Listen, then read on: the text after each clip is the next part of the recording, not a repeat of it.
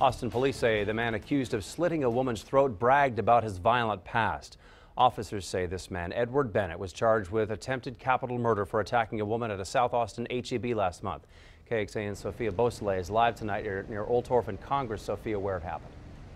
Robert, good evening. Police tell us that the man accused of stabbing that victim in the neck was on parole. Now, we looked at court records and they say that the 49-year-old Edward Bennett wanted a ride and demanded the woman's purse. When she said no, he got mad. They scuffled and then he slit her throat. Authorities say Bennett was finishing out his prison sentence at the Austin Transitional Center in Del Valle. He received the okay to go to the doctor the day before the attack, but never made it back to the center. Police say he also tampered with the GPS ankle monitor system he was wearing. And court records say Bennett's parole officer heard about the attack on the news. He told police he was concerned because the 49-year-old was missing and also had a violent past.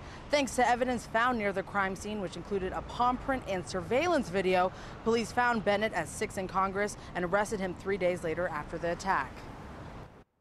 The suspect did talk about a series of thefts that he'd committed at different retail outlets, and that may have been why he was there, but I don't believe that this victim was targeted. The victim survived her injuries. Police tell us that she is out of the hospital and is expected to be okay. Reporting live from South Austin, Sophia Beausoleil, KXAN News. Thanks, Sophia. And more on this tonight. Police say once Bennett was in custody, he wouldn't stop talking. They say he told them victims are being hurt during robberies when they try to fight back because they're not thinking. And that, quote, they should just do what a robber says and give them what they want.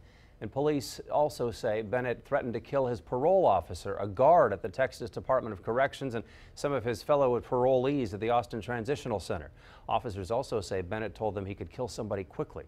He explained, quote, that the carotid artery is right behind the left ear, and he explained that all it takes is a whack and the blood shoots out. Now, the obvious question tonight is how could a man with a violent criminal history end up on parole at a halfway house where he could just come and go?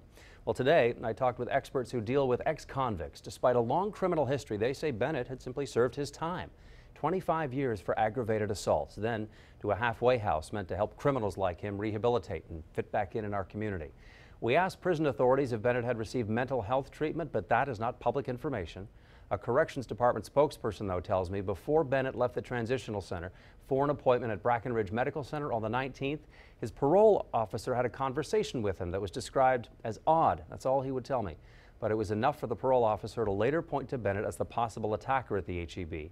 Now, we've been looking into Bennett's criminal background today as well. In 1983, near Wichita Falls, Bennett was convicted of manslaughter, pleading down a charge of murder. He was sentenced to 6 years in prison. In 1990, around Fort Worth, Edward Bennett was arrested for burglary and attacking 2 people, one of them a jail guard. That would net a concurrent 30-year sentence and his release after 24 years this past February to Austin's Transitional Center. Well, before his new arrest last week, Bennett was supposed to be on parole for another 4 years. Halfway houses like the one in Del Valle offer programs for inmates' emotional needs, but Bennett was only there for about 4 months or so, and some programs, we understand, take a little longer to have their impact. Well, Bennett is not the only criminal who's left Austin's Transitional Center.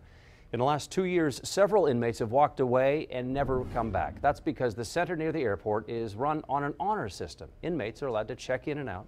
There are no guards. The privately run facility is designed to transition criminals from prison to real life. In April, an agent with the U.S. Marshal Service told us that freedom can simply be too much for some offenders.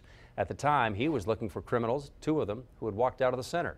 Days later, these 2 men were back in custody, Brian Whitford and Larry Eggins, but authorities say Whitford had quickly returned to his old ways. Hours after he left the Austin Transitional Center, police say he robbed the same 2 Austin banks he held up in 2010.